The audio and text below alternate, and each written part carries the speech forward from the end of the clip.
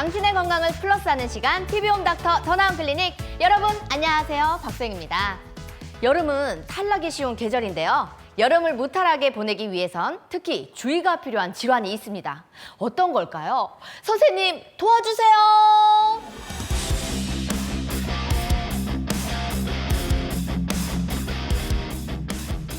우리 시청자분들의 건강을 책임져 주실 우리 유태선 선생님, 오늘은 또 어떤 주제를 들고 오셨습니까? 네, 여름철에 빈번하게 발생하는 장염에 대한 정보와 그리고 헷갈리기 쉬운 장염과 배탈에 대한 차이, 그리고 장 건강을 지키기 위한 예방법 등이 주제입니다. 장염, 주변에도 정말 걸리시는 분들이 굉장히 많은데요. 배탈이나 장염도 흔하게 겪고 있는데 서로 다른 질병일까요? 이제 사실 배탈은 그냥 배에 탈이 났다는 말로 그냥 이제 배의 통증이나 설사, 소화불량, 체증을 모두 지칭을 합니다. 증상의 이름일 뿐이고 의학적으로 배탈이라는 병명은 없습니다. 오히려 넓은 의미에서 장염이 배탈 안에 속한다고 볼 수 있습니다. 장염은 바이러스나 세균 감염으로 장에 염증이 생긴 질병입니다. 약간 장염, 배탈 안에 장염이 있는 거네요. 네, 그렇죠. 그렇다면 이 두 가지의 가장 큰 차이점은 어떤 게 있을까요? 이제 배탈은 이제 상한 음식이나 이제 차가운 음식 섭취나 이제 면역 저하에 의해서 생긴 장의 기능 저하가 주된 원인입니다. 이제 장염은 불량한 위생, 섭취하는 음식물과 깨끗하지 않은 손과 물에 의한 바이러스나 세균 감염이 주 원인입니다. 특히 이 여름철에 잘 발병이 되잖아요. 그 이유는 어떤 걸까요? 이제 에어컨 등에 의한 실내 내외의 급격한 기온 차이에서 오는 체온 조절 장애로 인해 면역력이 감소할 수가 있고, 여름철에는 고온 다습한 환경이 오랫동안 지속이 된다면 음식물이 상온에 1시간만 있어도 세균이나 바이러스가 번식하기 쉽습니다. 어릴 적에 보면 아이스크림을 많이 먹으면 배탈 나, 아이스크림 그만 먹어, 이렇게 어머니들이 말씀 많이 하셨는데요. 이 찬 음식과 배탈 관계가 있을까요? 이제 차가운 것을 섭취하면 그 음식물이 소화기관으로 들어가게 됩니다. 이제 체온과 차이가 크기 때문에 소화 과정에서 체온과 음식물의 온도를 조절하기 위한 노력을 기울이게 되는데요. 이러한 온도 조절 과정에서 소화기관이 예민해져서 소화장애가 발생할 수 있으며 이로 인해 배탈이 날 수가 있습니다. 개인적인 체질도 원인입니다. 이제 같은 거를 먹더라도 어떤 사람은 증상이 있고 어떤 사람은 증상이 없게 되는데요. 유전적으로 각인된 소화 시스템이 다르기 때문에 생기는 것으로 보입니다. 요즘에 또 MZ세대 분들이 저처럼 이런 크롭 티를 많이 입고 다니시는데요. 이것도 혹시 배탈이 날 수 있는 위험이 있을까요? 아무래도 이제 차갑게 하게 되면은 아무래도 소화기관이 소화 장애가 좀 생기기 좀 쉬울 수 있겠습니다. 이거 크롭티를 이렇게 잔뜩 내려서 입어야 되겠네요. 네, 늘리시고. 또 이 찬 음식은요, 세균이 없을 것 같은데요. 네. 얼음이나 아이스크림과 같이 차가운 식품에서 이 대장균이 감염되기도 할까요? 이제 얼음에서 대장균이 검출되는 가장 큰 이유는 깨끗하지 못한 손으로 얼음이나 만졌기 때문이 가장 많습니다. 이제 차가운 환경에서는 번식력이 약할 수 있고, 그리고 위생이 좋지 않다면은 결국 찬 것을 먹어도 대장균에 감염되게 됩니다. 청결과 위생이 가장 중요합니다.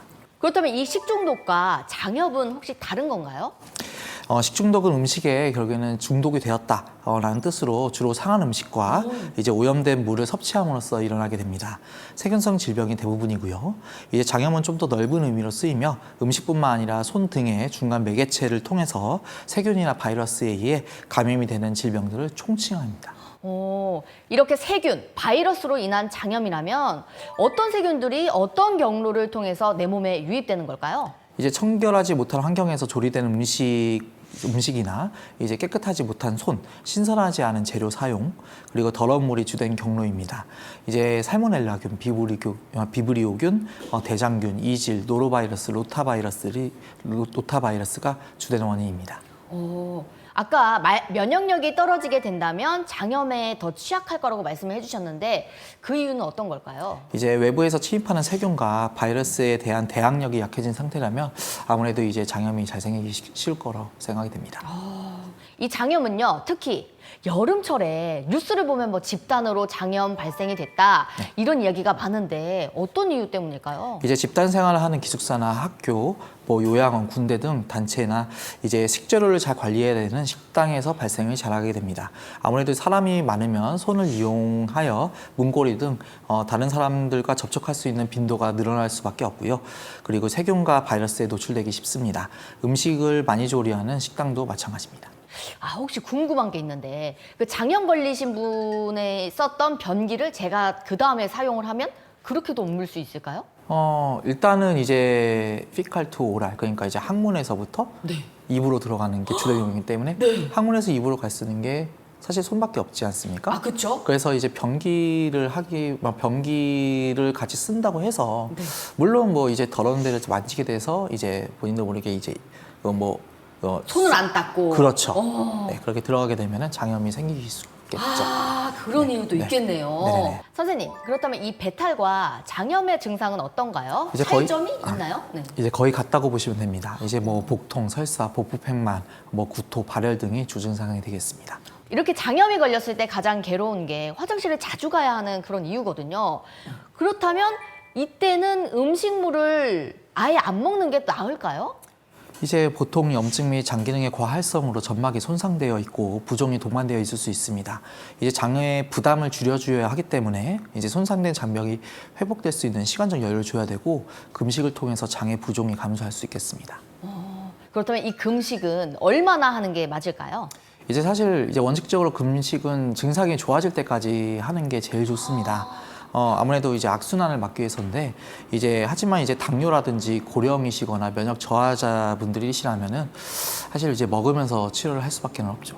아예 금식을 한다면 물도 마시면 안 되는 걸까요?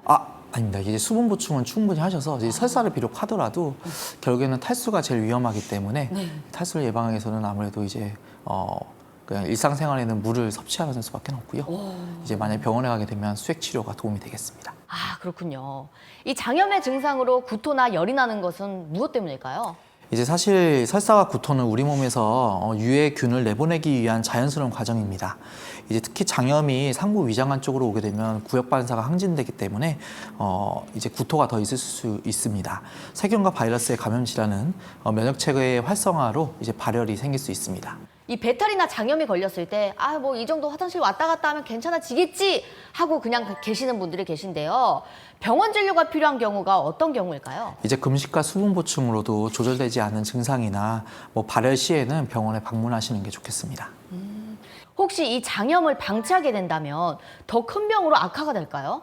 기본적으로 이제 세균성 장염이라면은 그런 것들이 이제 놔두게 되면은 장기 손상을 줄 수도 있고 폐혈증으로도 진행하는 경우가 이제 적게나마 있습니다. 그래서 이제 너무 고열이 난다든지 전신 컨디션을 고려하셔가지고 너무 안 좋으시다면은 병원에 내원하셔서 뭐 필요한 약물과 그리고 수액 치료 필요하다면 입원 치료하는 게 도움이 되겠습니다. 이 진단을 위해서는 검사가 필요하기도 하겠죠?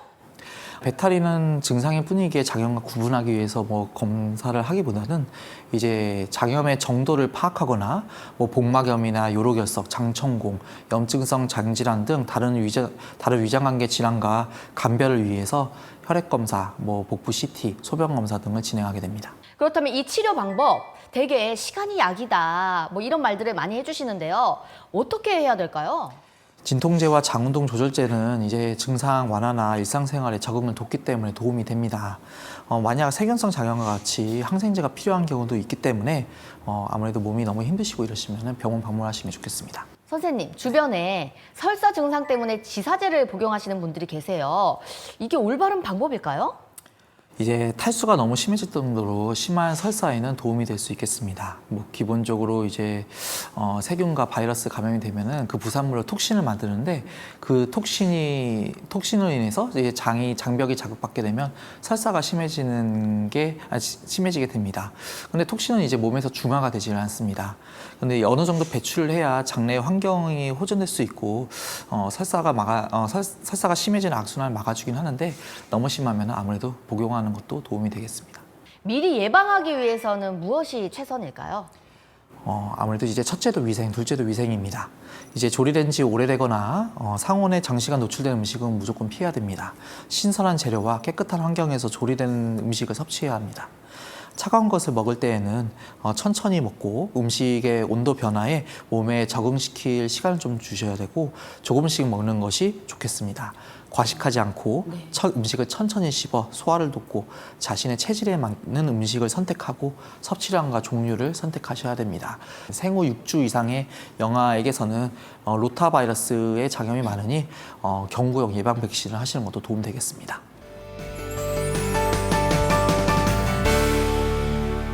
지금까지 주요 내용 다시 한번 정리해 보도록 할게요. 이 장염의 원인과 증상은 어떤 걸까요?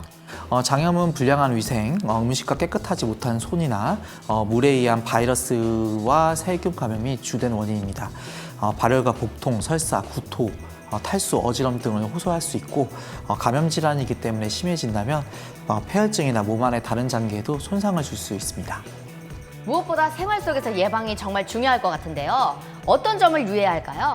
위생이 아무래도 가장 중요합니다. 조리된 지 오래되거나 이제 상온에 장시간 노출된 음식은 무조건 피해야 되고 신선한 재료와 깨끗한 환경에서 조리된 음식을 섭취해야 됩니다.